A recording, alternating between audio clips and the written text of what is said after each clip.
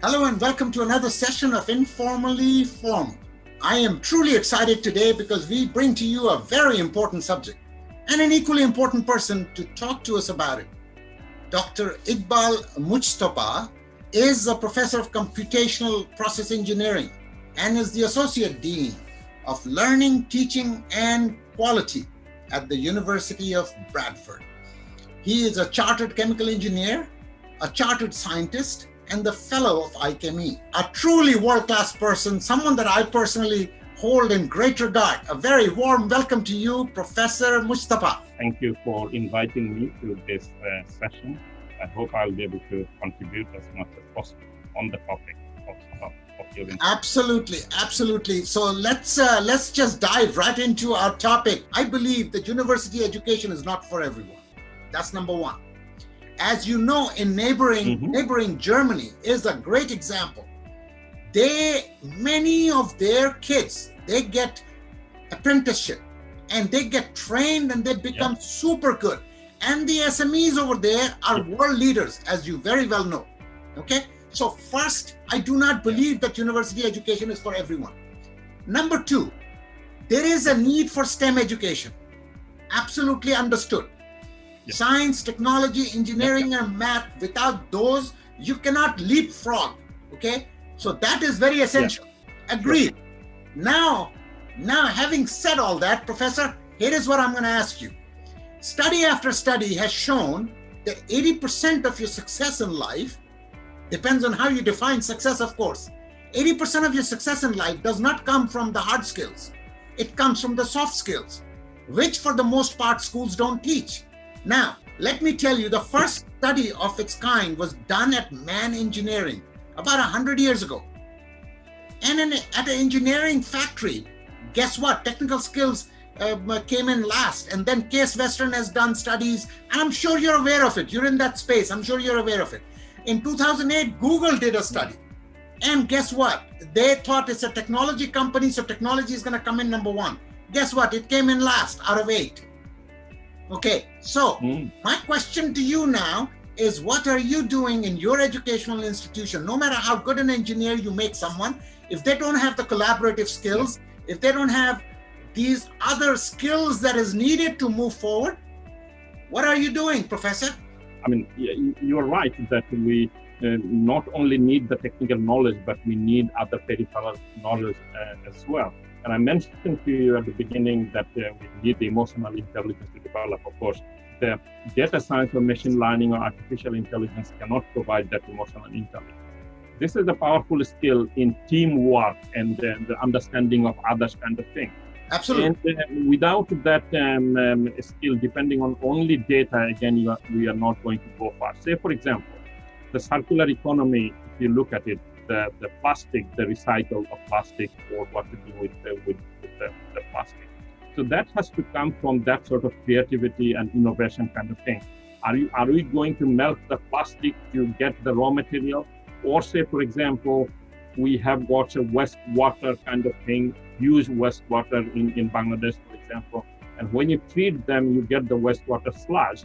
And are you going to reuse this sludge, for example, dry it and use it as a building materials and the composite material? And we are looking at all sorts of things from those, or recovering, again, the useful chemical. And these are the sort of innovative and creativity will come.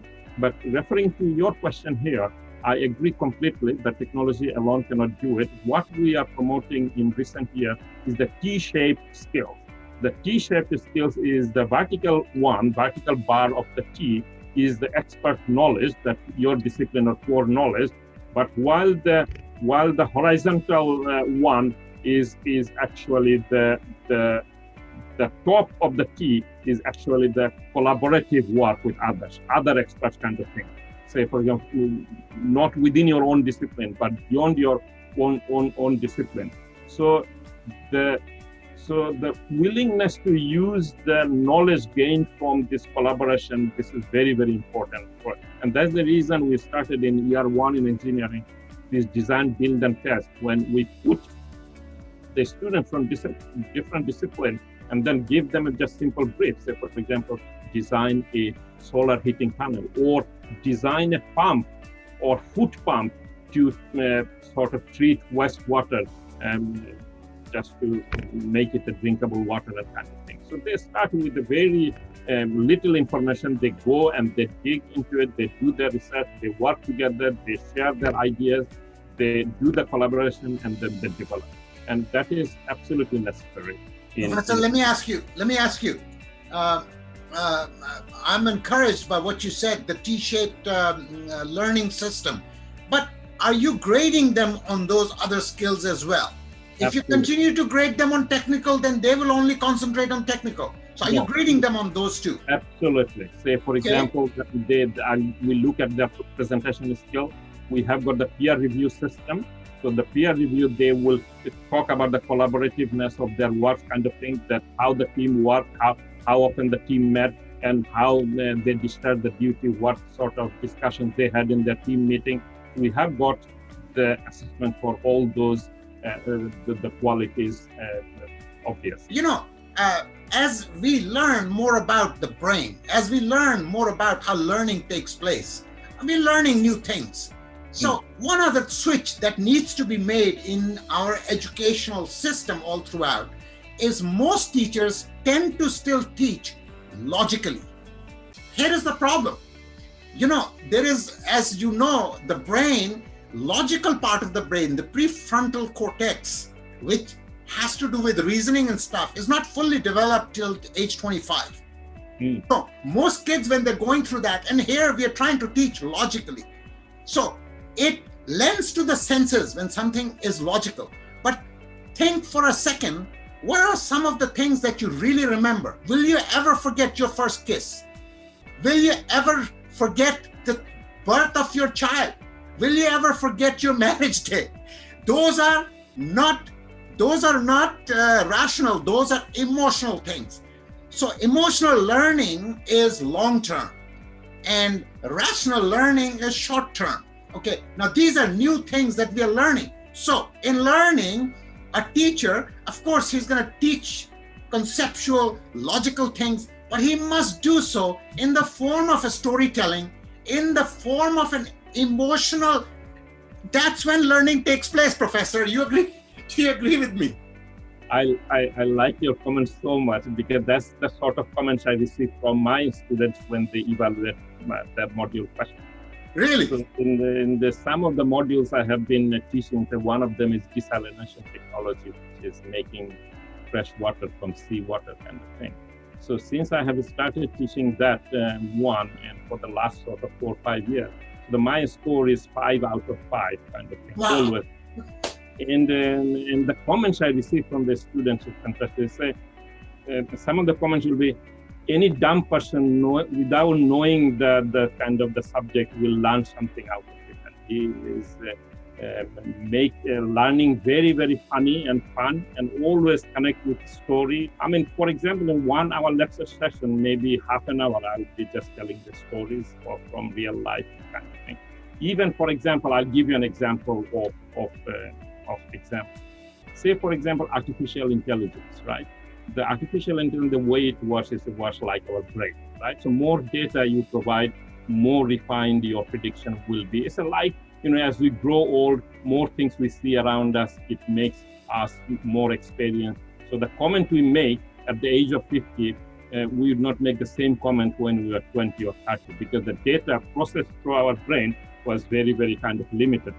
So when you talk about that input-output mapping using a neurons kind of thing, the hidden layer or the input layer and output layer, and introduce for the first time to your students kind of thing, that, the logically it's very complicated for them to understand.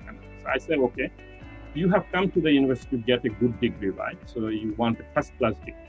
Tell me, this first-class degree is a function of how many parameters? Tell me, what are the parameters that will dictate your final degree classification? So they will list a number of them. Yes, the regular attendance, regular study, time management, and all sorts of things. And at the same time, you have to recreate, you have to find time for recreation. So I said, are all these parameters equally important for your degree classification, or some has got a more weighting than others? So they start thinking. They say, no, attendance of the class would be probably 60% weighting, and time management was, I said, so they started putting the weights and kind of thing in the connecting the parameters. So I said, what about that you think that the way you are thinking about your weights and kind of thing of different parameters, do you think that the student next to you will have exactly the same weighting kind of thing, or will have, they will have a different weighting kind of thing. So there might be some biased kind of thinking in their thinking, or different environment. The school they went can be quite different. The teachers they had in their life may be, all sorts of things will actually make or decide your final outcome, even though the input of the two students are the same. They came with the 2 A levels, say for example in maths and science, or 3 A levels kind of thing. Exactly the same qualification, A in all 3. But at the end of the day, all these weights and biases you will be putting is quite different, isn't it? And that is nothing but neural network and artificial intelligence. And they learn it, they love it, and they will never forget it, what this is. Brilliant. That is brilliant. Yeah, that's exactly what is needed. Absolutely.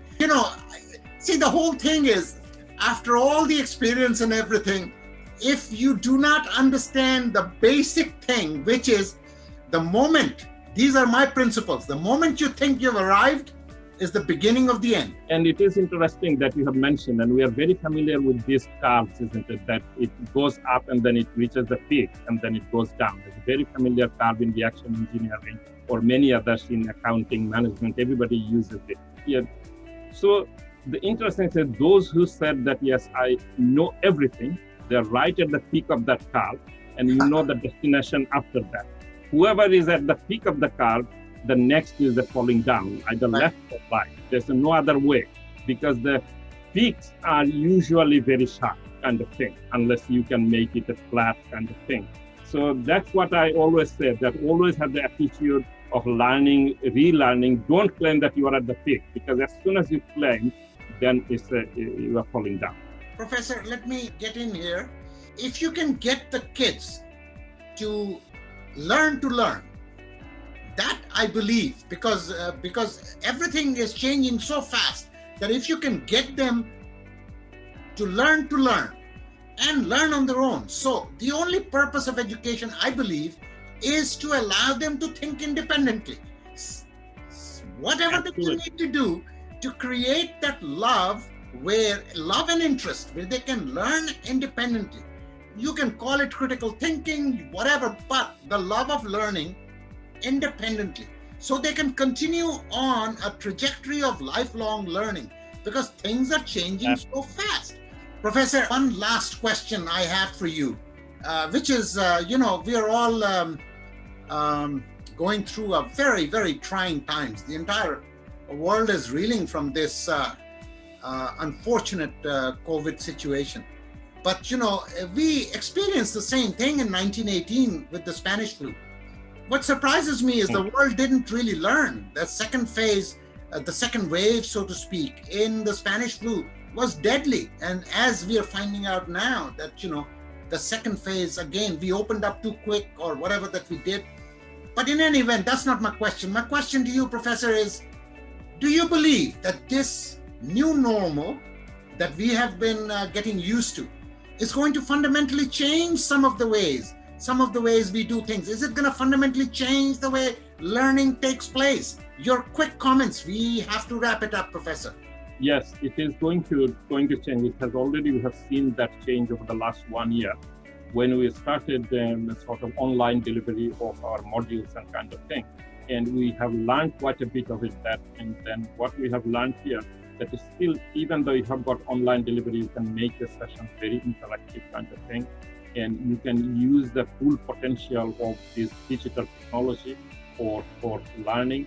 And it makes learning much more flexible kind of thing, that you can record a session, the serious students can attend the lecture session, they can look at your recordings later on. And the way the students are learning now in the last 1 year has changed quite a bit. And also the way we are assessing, of course, our students have changed quite a bit. In many modules, we used to have that closed book exam, 1 hour or 2 hours. We have changed this to a more research led research informed assessments kind of thing. So we are allowing more open book over 24 hours exam kind of thing. So the way we are writing the questions are completely different than we used to have it, say, even 2 years ago or 3 years ago. Because and the students are liking it, that they can do their own on their own time, but that's getting more sort of knowledge on developing more creativity, more innovativity into their learning, and that's the way. Wonderful. On that note, we have to leave it, Professor. But that was a very powerful thing. I have been, even before the pandemic, I have always believed in this model. Never really got to talk about it, but in any event, this situation that we're in is forcing our hands in some respects, I think, for the better in terms of what you just now described. Nevertheless, we would want the world to be rid of this, whatever that we're going through. But I hope some of the learnings from it that we get to keep. Professor, I cannot thank you enough. What a pleasure it's been. Ladies and gentlemen, thank you for joining us. I'm sure this was just as exciting for you as it was for me. Stay safe, stay home. I'll catch you in my next session. Bye-bye now.